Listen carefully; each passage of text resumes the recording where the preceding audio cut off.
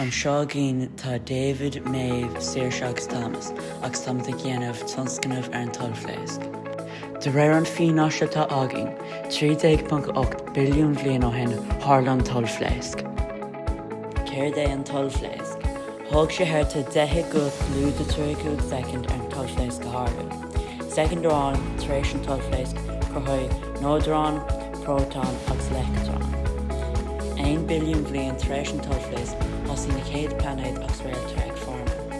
Dása miniútar ganstach an tOllphléasc ráid. Tar éis an tOllphléasc níor stop an cruinne ag fós. Cén fínáise atá agin go tharla an tOllphléasc. Radiocht, chulra, microphonach, cosmach, nó RCMC.